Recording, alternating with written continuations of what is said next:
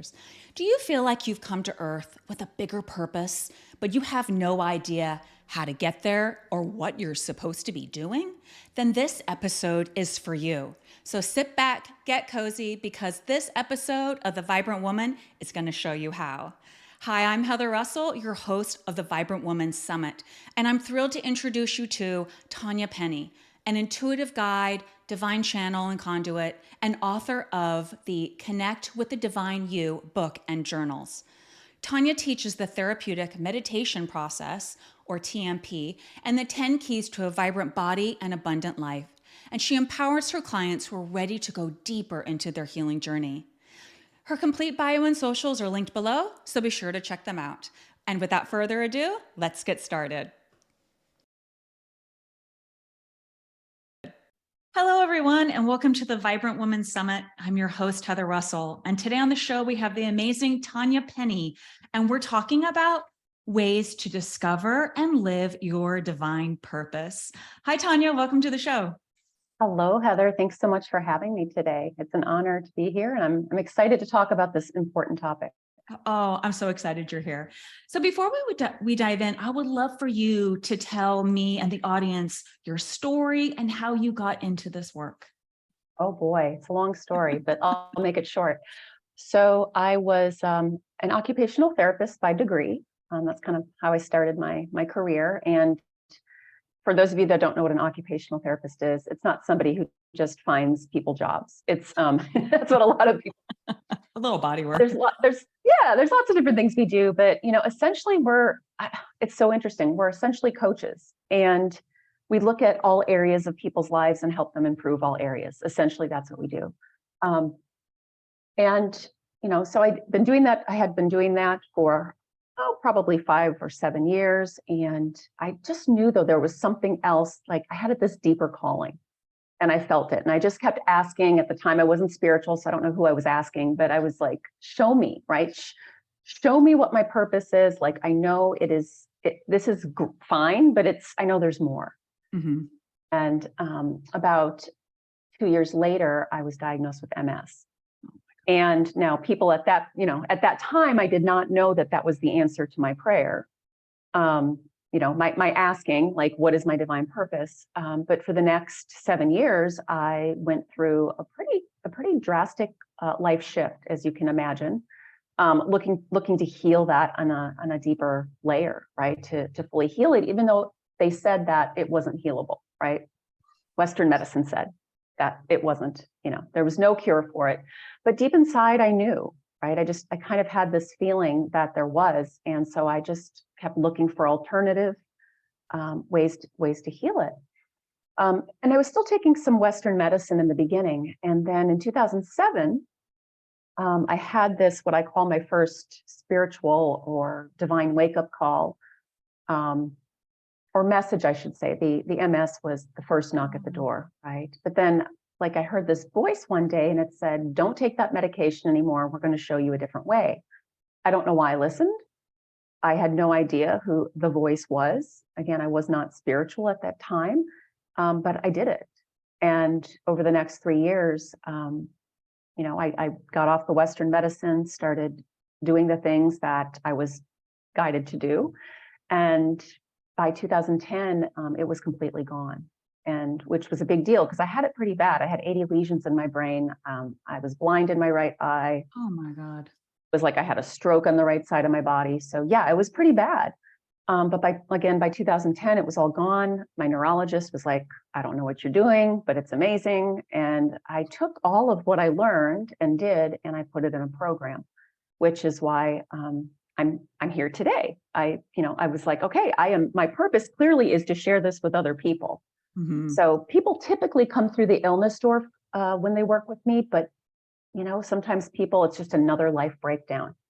And I had plenty of those before the illness that I just didn't listen. So illness was part of my soul's boom to wake up and listen. So yeah, so in a nutshell, that's why I'm sitting here today. Been doing this work with others since 2010.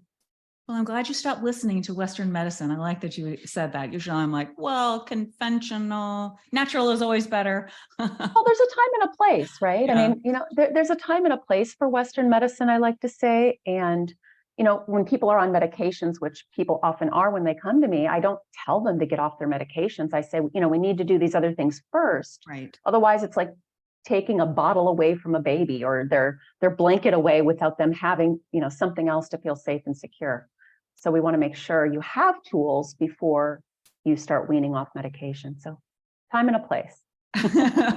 Yeah, and the key word there is weaning, right? Because once you start taking the pharmaceuticals inside of your body anyway, you can't really quit cold turkey.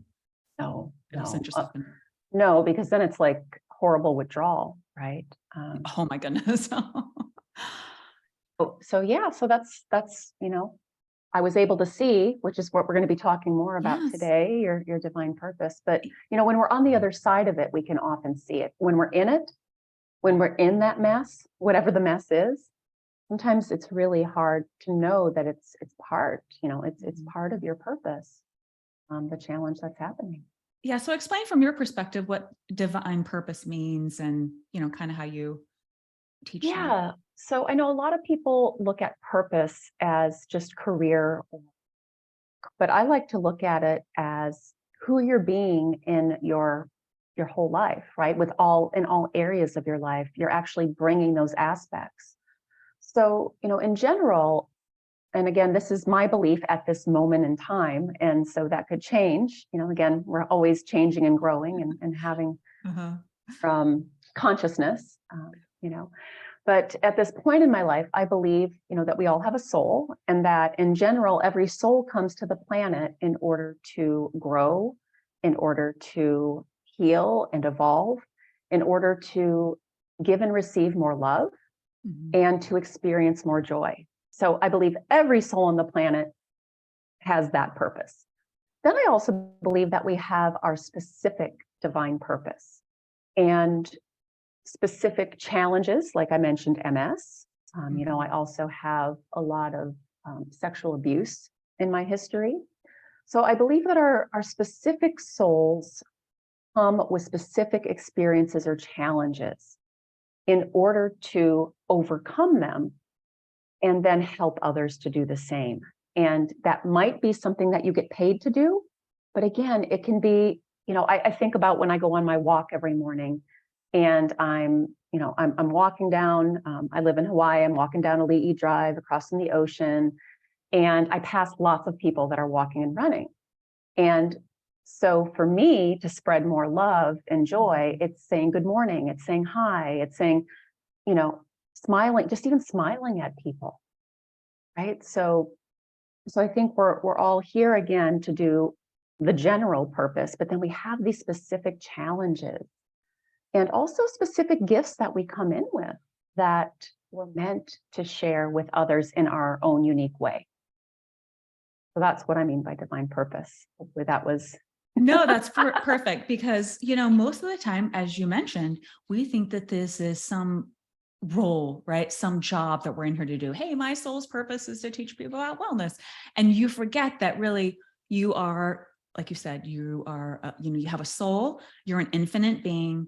You come here in this human experience to experience love and joy and abundance. And then you might have some lessons that's going to stretch you to like complete. And, I believe, like your soul ascends like to another level. So that's my experience. But I really like that you touch on that because most people, when they hear that, go, oh yeah, like what is my soul's purpose? How am I going to figure out my soul's purpose? Well, it's for you to have your human experience.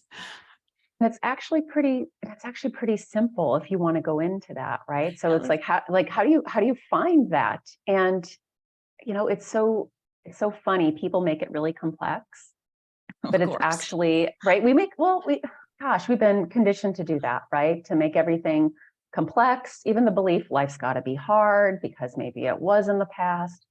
So it's no, I'm going to say it's no secret, but there are three things that I recommend that we look at in order for you to rediscover your soul's purpose.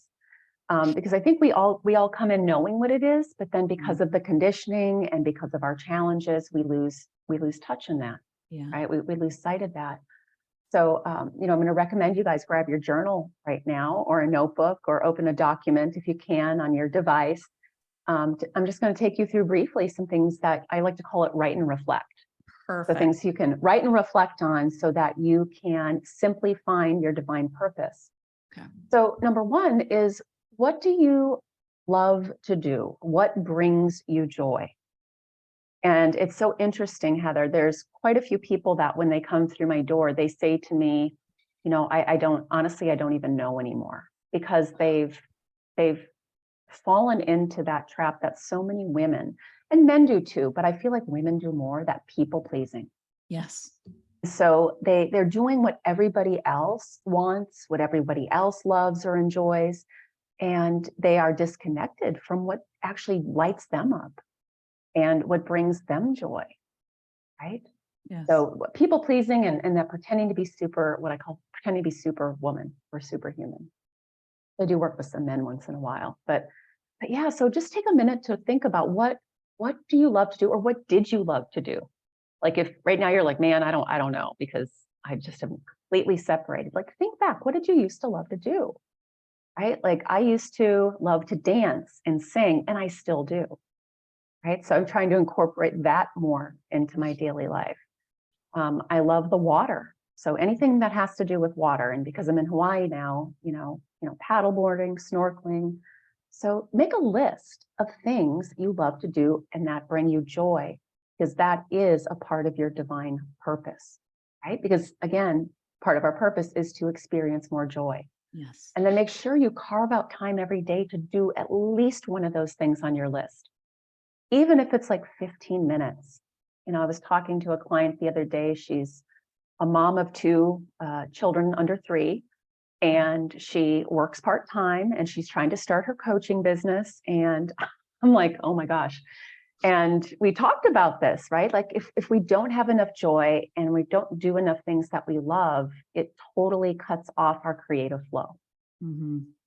Right? And which all of us want more of that, right? Oh, More yeah. of that creative flow. And also it cuts off abundance, right? Whether it be money, whether it be, love in all forms, I like to say. So carving out time to do more of what you love. And, I can still hear my ego once in a while, my superwoman say, we don't have time for that. We've got it. You've got this project, and I have to say, hold on there, right? Like, this is necessary. Like, we have to carve out time for play, Mm-hmm. for our passions. Mm-hmm. That is part of our divine purpose. So that would be number one. Beautiful. I love that. Yeah. So, and what are some things you love to do, Heather? I'm a dancer and a singer as well. But I moved from San Diego to Texas about a year and a half ago. So I was the singer in a band. Now I'm not a singer in a band. I used to be in a performing Latin dance group, and I'm not doing that. So I have to get back into like, what do I really want to do? I go, oh, you want to know what? I have that guitar that I still have not, sat down with, and I just love it. The acoustic guitar is my favorite instrument.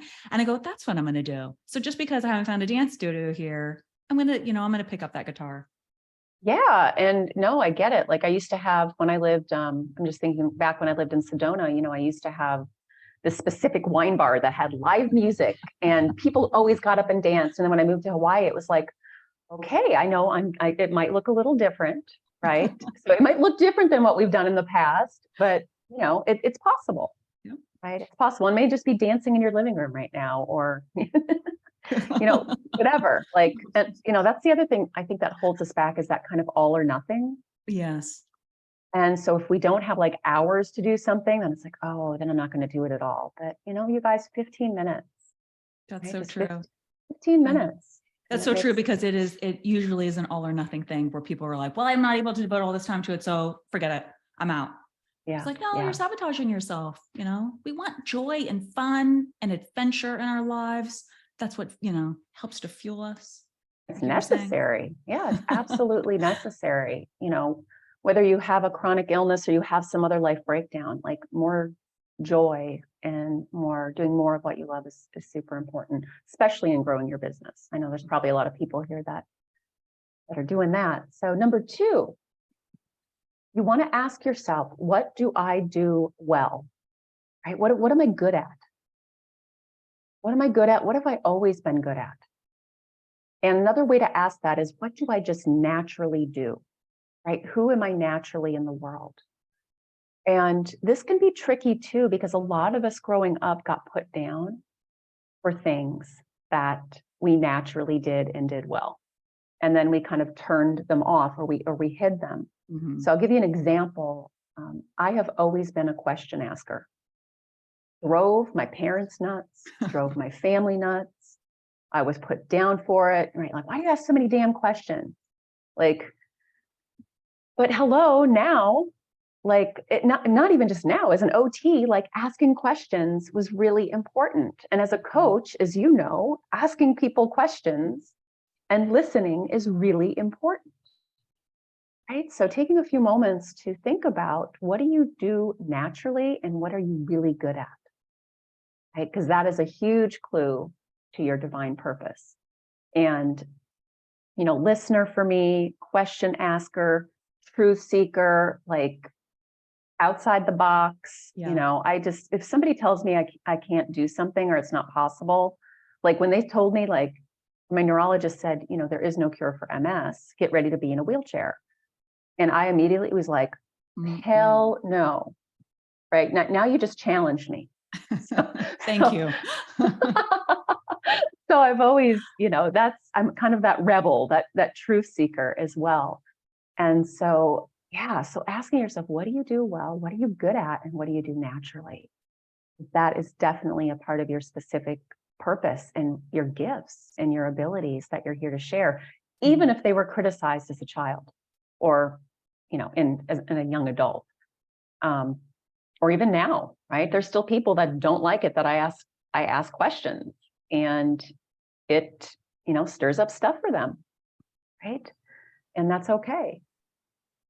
And of course, my clients want that, but sometimes I'm guided to say it, just to people on the street, just to people I'm sitting next to on the airplane, or wherever I am, at the music place that I'm dancing at. So. No, but that was a That's really good pivot, because I was going to say my previous self, when you asked like, hey, what were you good at doing? I would have been like, my previous self would have been like, I don't know what I was good at, because when you just become so entrenched with like playing small and keeping yourself down, you go, I don't even know that I have any natural talents, when all of us, of course, have many talents. But what are you naturally good at is so beautifully put, because you go, oh yeah, I do have like natural abilities and I like to do this. Yeah, and a lot of us here have just this, I would say, natural ability and gift that you want to help people. Yes. Right? You want to help people. And that's going to look different how all of us do that. But I'm guessing everybody here wants to help people, right? Wants to support other people, whether it's your family or whether it's your clients or just, again, strangers on the street. Yeah, Right? exactly. I think Or that's yourself that you've neglected for years and years. oh, yeah, we're going to be getting into that. Okay. Super important, self-care. And yeah, we're going to powwow about that in a minute. So the third thing to write and reflect on, and I brought this up earlier, so I'm going to just weave it back in, is what have been your biggest struggles in the past or currently, right? So for me, again, I've had lots of, I think my soul signed up for like really big growth in this lifetime. Me too. It's like, what area of my life did I not have a problem in? And, but of course, then I'm equipped to help more people. But yeah, so what are your biggest struggles? Is it in the area? And again, it could be past or it could be current. And you just haven't overcome it completely yet. Mm-hmm. So money's a big one for a lot of people. I went through a bankruptcy back in 2018 because this was also tied to my issue in relationships. I was a overgiver and supported my partner supported him for 7 years financially, but at my own detriment, right? So talk about self-care. like not. It was at the expense of myself. So, whether it's a money struggle, whether it's relationship breakdowns, in my 20s, all I did was attract cheaters, right? So I had a lot of that stuff to work through, right? A lot of relationship. As I mentioned too, I also had a lot of sexual abuse. So I've had to, work through that. So maybe you have struggles in your career right now, right? Maybe it's an illness. Maybe it's, fill in the blank with whatever it is. And that again is one of those, I'm going to call unique, right? So your unique challenges. Like I have a client whose son committed suicide. Horrible, right? And, now she's moving into, now that she's, grief is never probably going to go away for something like that, but she's through probably the worst of it. And now she's looking at how she can support other people who have lost people to suicide, right? So whatever it is, right? Whatever that challenge is that you have, it is part of your soul's purpose, your divine purpose. And maybe right now when you're in it, you can't see that, but maybe you can just hear me say that and know that maybe that'll give you a little bit of strength to pull you through. Because I believe that's, that really helped me when I was able to, I'm sure you know Louise Hay, right? Yes. And in Hay House, and I was listening to all of that, after I heard that voice that told me there's a different way. And I was like, okay, right now it really sucks and I'm really in it. But man, if this is part of my, I'm going to get to the other side of it. I know I am, and I'm going to help other people, then sweet. Like, let's do this. Exactly. Yeah. So just take a minute to write down what are those struggles and challenges. And again, they could be past or they could be current. I still have my own challenges. I think we all do, right? We just get to the next level. Right. They never go away. You just get a new set. But that's and they don't feel as bad. Like they don't feel as bad because I know what they are now. Right. Right. It's like, okay, guess I have a little more work to do in that area. Yeah. So those are the 3 simple keys to finding your divine purpose. Perfect. And so hopefully you guys have some fun with that and don't take it too seriously. And please don't fall into perfection about it. Yes, no perfectionism. That also stops your creative flow, stops you from moving forward, stops you from finding or, identifying your divine purpose. As a recovering perfectionist, definitely. Yep. AAA here for sure. So triple type A. Recovering, triple type A. Oh goodness, I know. So we had before the call, we talked a little bit about, like let's say you find out what it is that your job. Let's say you find out what it is that brings you joy and what you feel is your soul purpose. And it is this calling, and it is to like have a big shift, like a job. What happened, what can you do if you are so afraid to take that leap or have done it before and are afraid to do it again? Yeah, absolutely. So, I'll give to answer the question, I'm going to start with a story. Perfect. So I knew that I was meant to start my own business. Okay. Like I knew that. And yet I was super afraid of letting go of my, safe hospital occupational therapy job. Mm-hmm. Right. So what I did first is I started a meditation program at the hospital. Right. I was like, okay, I can do some of what I do at the hospital, and they let me do it, and it was hugely successful. After 1 year, they said, "Oh my God, it has brought in an extra $1 million," and I was like, "Wow, that's awesome. How about you give me a raise?" $1 million. Right? Do I get a cut? Where's my Yeah. You just told me that I've brought in an extra $1 million. So yeah, I would love a raise. My boss said, no. Yeah. I know we can't do that. And she said, I think it's time for you to go out on your own, because I know there are things here, the things that you do and you can't fully do them at this Western, medicine hospital. Right. And meditation is just a piece of it. Mm-hmm. And I was like, You are right. Thank you for that push. Right. So I think a lot of times those things that we're afraid to do, we're actually going to be supported anyways. We're going to be pushed. We're going to be nudged. We're going to be hit maybe by a 2x4, right? The proverbial 2x4, because we are meant to do them. And so I feel like, from my experience, we've got this divine, I call it a divine team. And one of the, to answer your question, like, how can we more fully live our divine purpose? And one of them is to move through fear and get courage. We're going to be getting this support from what I call our divine team, seen and unseen, right? So here, my boss, right? Noble adversary, not giving me a raise, right?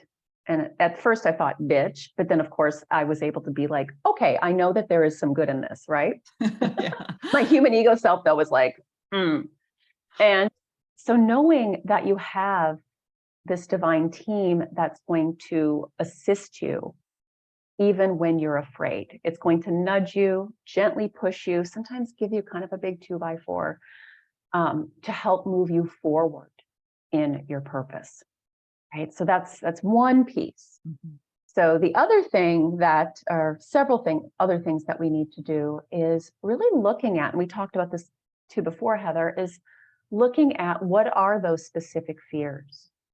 What are those, like, get very intimate with them. What are those fears? What are those limiting beliefs that you're holding?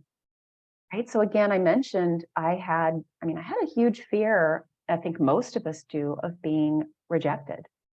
Like, what if I go out and start this business and I fail?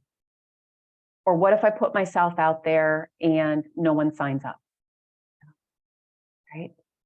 And so get very, again, intimate with those, write them down, because if you don't, they're still going to be there anyways, and they're probably going to hold you back even more. Right. So I always, for everyone I work with, it's like, okay, let's just get to it. What are those limiting fears and beliefs that you're holding on whatever area of your life, right, that we're talking about, whether it's with money, with relationships, with starting your business, fill in the blank. And I'm going to say one of the biggest ones is, like I said, I'm afraid of being rejected. And then we've also got the not good enough. Pretty much everyone on the planet has the I'm not good enough. Why me? Right? Like, so many of my clients that I work with, once they're on the other side of their illness or their breakdown of money or whatever it is, they're like, but so many other people have also had this. So why am I special? Why should I do this? Because no one is like you, right? No one is like you. Even though we might have people talking about the same thing, like, there are people on this planet that want you. Again, your divine essence, the authentic you, like, we all have a different light. Yes. Is another way I like to say it, a different spark, a different light. And so I might be saying the same exact thing as somebody else, but they don't want that other person. They want me, or vice versa. Yeah, that energy. Right. So, but yeah, really discovering what those limiting beliefs and fears are, and then finding what I call an opposite truth, right? An opposite positive truth, even if you don't believe it now. Of course, you probably don't 100%, right? Or you still wouldn't have that fear. Yeah. Then you want to find tools to help you plant the seed for that truth. And it might take some time, right? While we're clearing out those fears, or I like to say soothing them, because that's really what we're doing with these truths. So if you take the belief, right, that, I'm going to be rejected. You know what? The truth is, everyone is not going to want what you are offering. But there are people that do. And so you've got to keep putting yourself out there so they can find you, right? They're not going to find you sitting on the couch eating bonbons, probably, unless you're doing it in front of a Zoom call.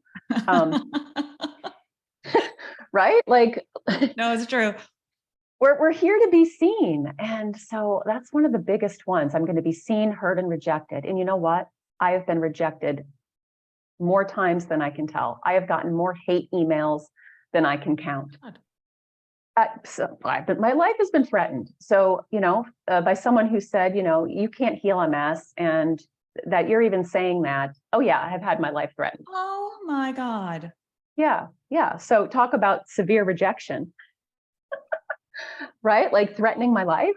And Yeah.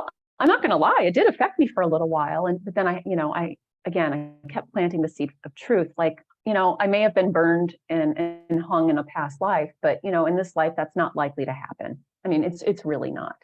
And my divine team and your divine team, they're here supporting us Right. in such a big way at this time on the planet.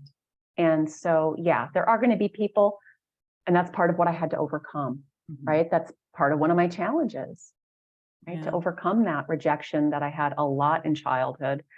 Um, so yeah, planting the seeds of truth, right? I might be rejected, but I can handle it. I'm going to be supported through it. And there are people, there has to be somebody on this planet that wants what I have, or I wouldn't be here. I mean, that's just the truth of it, right? So, you might be asking what tools. So I'll be getting to that in my free gift. Okay. What tools you can use to help plant those truths. Then also, Heather, we talked a little bit about self-care as well before we got on this call. And I think I mentioned it a little bit in the beginning as well, but another thing that helps us to fully live our divine purpose is actually taking care of ourselves, right? That what I call non-negotiable self-care that you need to have daily, weekly, monthly to fill your cup and keep it full.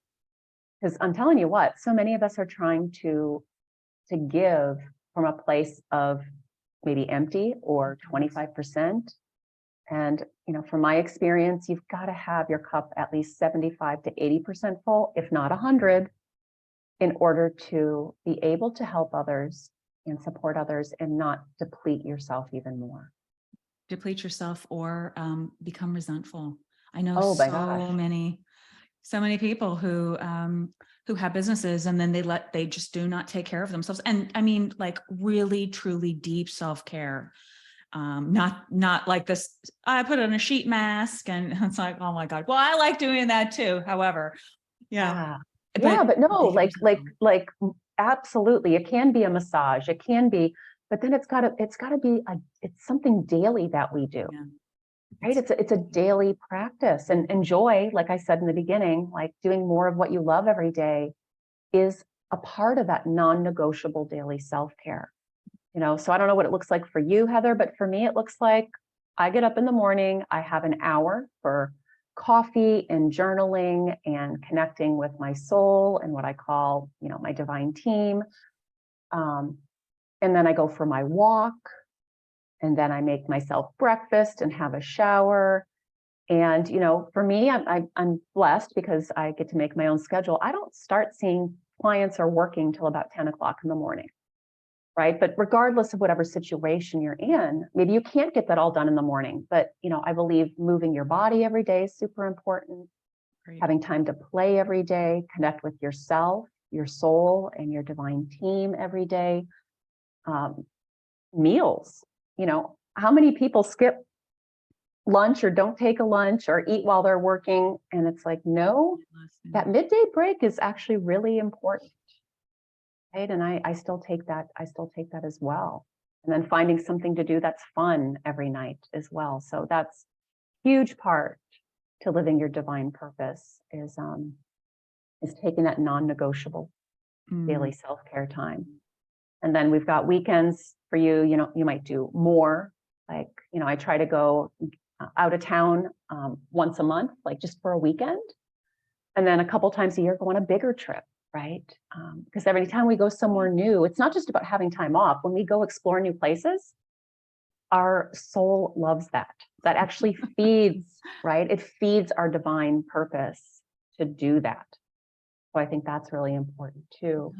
It also opens your mind and you get to have new experiences. So you grow, you just grow so much. Yeah. I mean, you hear it all the time. It feeds my soul. Yes, it does. It does. Like literally.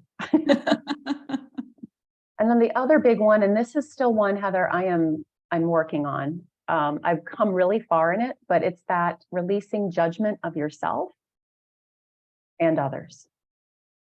So that is essential for us to live our divine purpose. Because if you're here to give and receive more love, Mm-hmm. number one, it has to start with yourself. That was I would say that was like one of the number one things I had to really shift to heal MS and also to grow my business, is to release that not good enough again. Just I could never do anything good enough.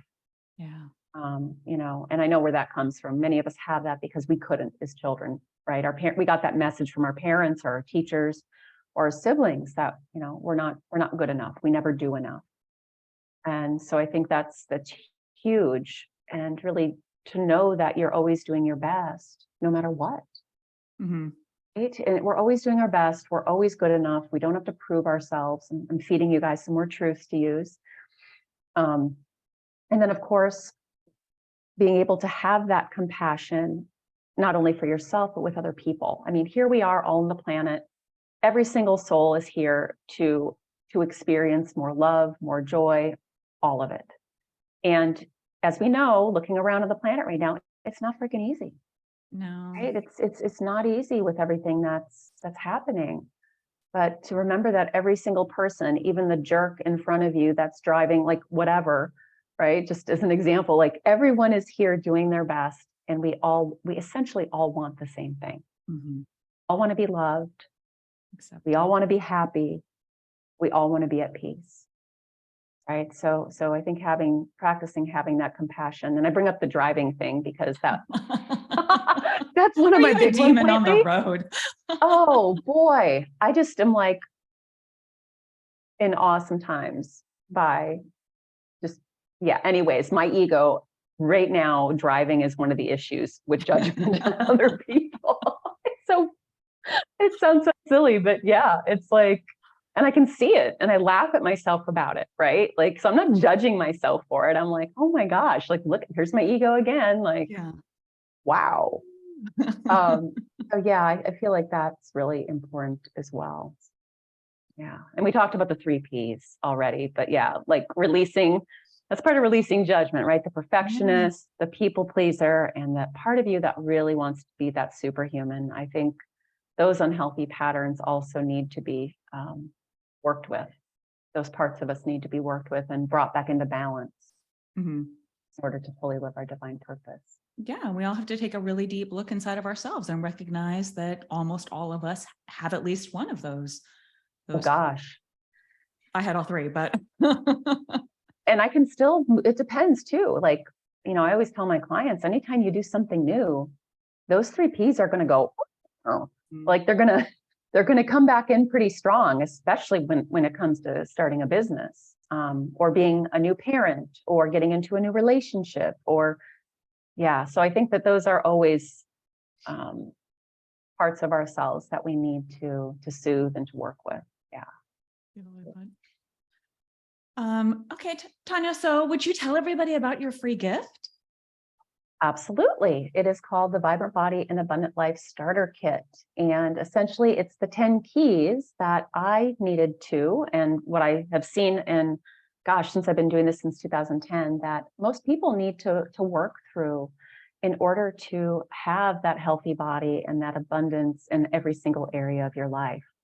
And so you get my 10 keys guide, there's an audio lesson that walks you through them, and then you get 2 of my really important tools that I said I was going to talk about to help clear out those limiting beliefs and plant the seeds of truth. And one of them is a guided therapeutic meditation practice that you can, even if you don't do meditation, and I could not do regular meditation, which is why I created it. It's for the monkey mind, the part, those people that can't shut off their minds. It's that kind of meditation for you. And you can do it laying down even, and you can even fall asleep to it as you go to bed at night if you don't have any other time during the day right now.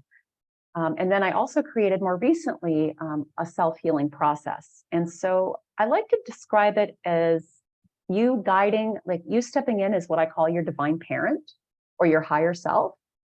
And you're soothing that younger part of you that took on that limiting belief or fear, right? Given that past wound or trauma that you have, which we all have, So yeah, so in a nutshell, that is the Vibrant Body and Abundant Life Starter Kit. Thank you so much. That's incredibly generous of you. And I appreciate you taking us through a little bit of the process and the 3 questions. I know that was helpful for many people in our audience, many women in our audience. So I appreciate you being on the show today and offering your wisdom. And I'll have all of Tanya's information linked below so you can contact her directly. And thank you again for being on the show. And to everyone else, thank you for being here, and we'll see you soon. Bye-bye. Thank you. Bye.